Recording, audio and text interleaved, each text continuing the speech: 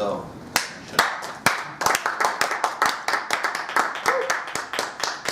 Never extend a sticky hand.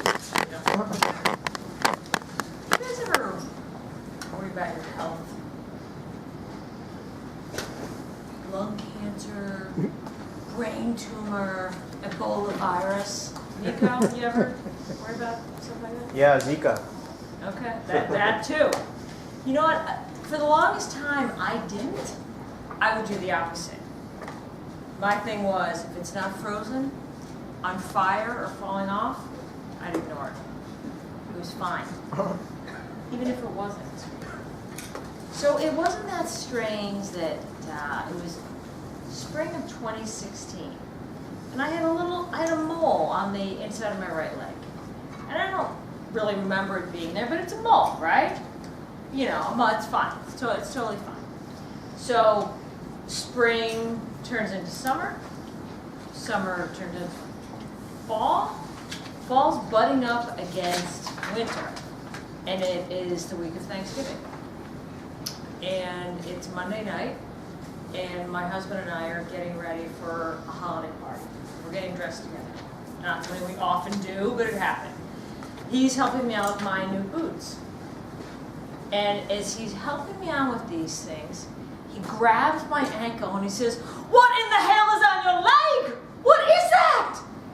I said, "Honey, that's a mole." He goes, "I know a mole. That is not a mole. That is a disease." And for those of you that don't know my husband is 5'11". He is an old Southern country guy.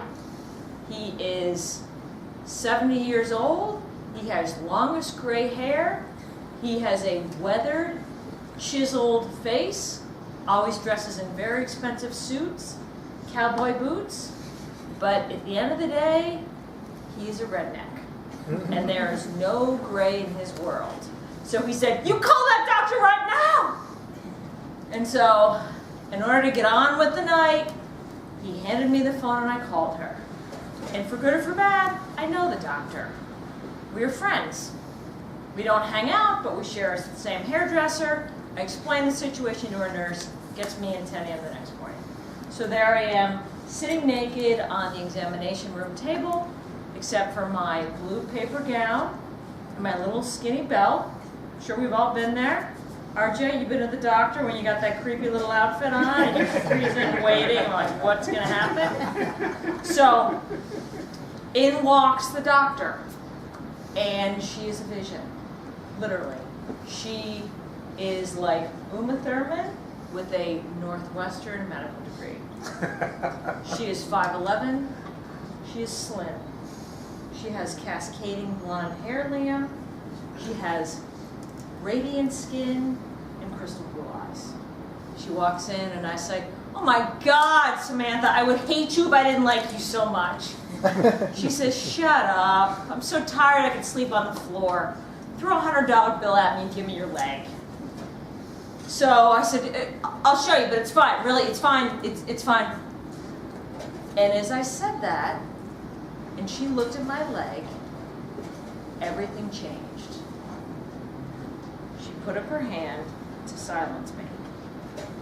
And she stood at the lesion for what seemed like 5 minutes.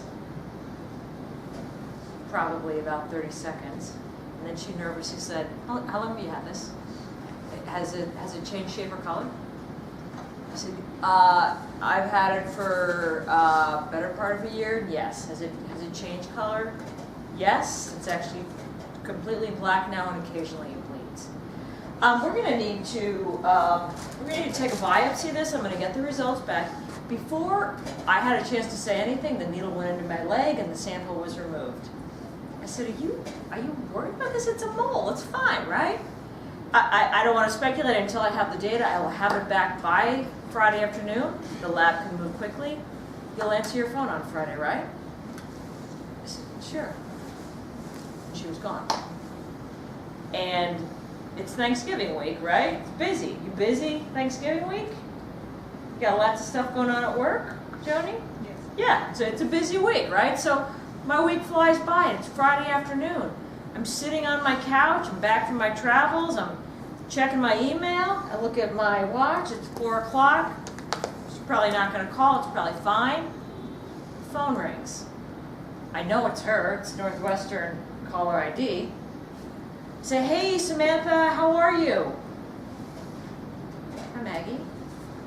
Are you sitting down? Are you in a place where you can speak? And I don't remember much more of the conversation.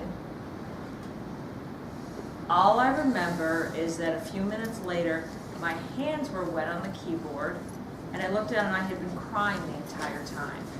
The words that I remember, melanoma carcinoma and Mohs surgery, urgent. And I said, so surgery like next month?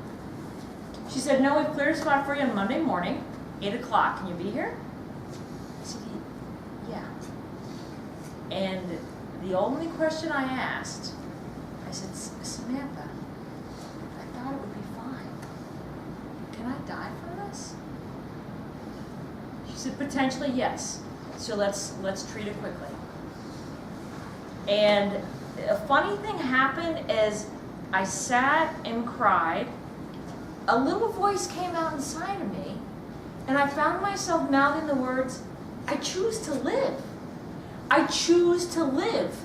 And as I thought that, I decided to research this crazy illness that I never paid attention to, and everything was very straightforward, and ironically, very preventable. What is a melanoma? It is the deadliest form of cancer. It represents 1% of all cancers. It also represents the vast majority of skin cancer deaths. What else? 8,900 people will die of melanoma this year. How do you get it? You get it from the sun. You do not want more than 5 sunburns in your lifetime. In order to prevent it, all you gotta do is wear SPF 15 and above. What is the most important thing about this? The 5-year survival rate. If you catch this quickly, the 5-year survival rate is 98%. If you don't, if you pretend like it's fine and you ignore it and it spreads to your lymph nodes or an organ, the survival rate drops to about 18%. So it's pretty simple. And you know what? I am really grateful to say that after just over a year, what I have to show from this illness is a nasty scar that took about 7 months to heal, and I have an awareness now. I have an awareness that I choose to live. And for any of you that are wondering, nah, going to the doctor isn't that important, I don't really care, I urge you, because whether or not you know it, you choose to live too. And what do you have to do to make that happen? To prevent skin cancer, or at least minimize it? It's really simple. You go to the doctor on a regular basis. You wear some sunscreen. You try not to get your skin burned. But most importantly, if something looks weird, don't assume it's fine, even when you know it's not, like I do. Say something. Make the decision that I made. Choose to live.